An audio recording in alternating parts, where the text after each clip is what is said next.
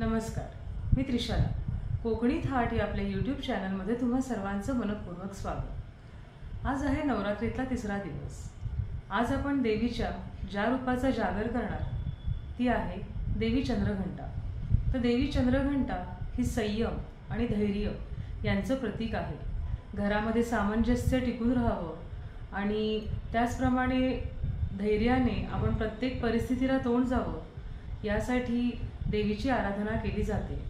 लहान मुलांसाठी सुद्धा अभ्यासामध्ये लक्ष केंद्रित व्हावं आणि त्यांना सुद्धा पेशन्स, थोडं सामंजस्य त्यांच्यामध्ये यावं म्हणून देवीची पूजा किंवा आराधना केली जाते. तर डोक्यावर अर्धचंद्र घेऊन अगदी चंद्रासारखी सौम्य शीतल असलेली देवी सिंहासारखं आपल्याला शौर्य, धैर्यसुद्धा शिकवते. तर अशा देवीला माझा मनोभावे नमस्कार. आजचा दिवस आहे तिसरा आणि कलर आहे निळा. म्हणूनच कोकणी थाटमध्ये आज आपण बघणार आहोत ब्लूबेरी क्रश किंवा ब्लूबेरी सोडा. बनवायला अतिशय सोपं आहे. चला तर मग पाहूया साहित्य आणि कृती. तर या इथे मी एक ग्लास घेतला आहे काचेचा. त्याच्यामध्ये मी लिंबाच्या 2 फोडी सालीसकट टाकून घेते आहे.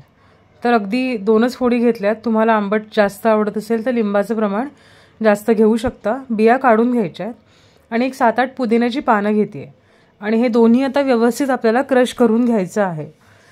थोडं चटपटीत आवडत असेल तर यामध्ये तुम्ही चाट मसालासुद्धा घालू शकता. अगदी लिंबाचा रस निघेपर्यंत आपल्याला हे क्रश करून घ्यायचं आहे. याच्यामध्ये मी 2 चमचे ब्लूबेरी क्रश घालून घेते. रंग आता असा वाटत असेल तरी निळा रंग येतो त्याला, लिंबाबरोबर थोडी रिॲक्शन होते त्याच्यामुळे. आणि हे मिक्स करून झालं की त्यामध्ये मी स्प्राईट टाकून घेते, एक छोटी बॉटल. तर साधा सोडा वापरला तरीसुद्धा चालेल किंवा पाणी वापरलं थंडगार तरी चालेल. आणि क्रश करायचं असेल म्हणजे ब्लूबेरी क्रश असा म्हणून खायचा असेल तर बर्फ घ्यायचा आणि मिक्सरला लावून त्याचा जो क्रश आहे तो याच्यामध्ये घालून घ्यायचा, पाण्याऐवजी किंवा सोड्याऐवजी. या इथे मी स्प्राईट वापरलं आहे. आणि जास्त गोड नको हवं असेल ना तर साधा जो प्यायचा सोडा असतो तो घातला तरीसुद्धा चालेल.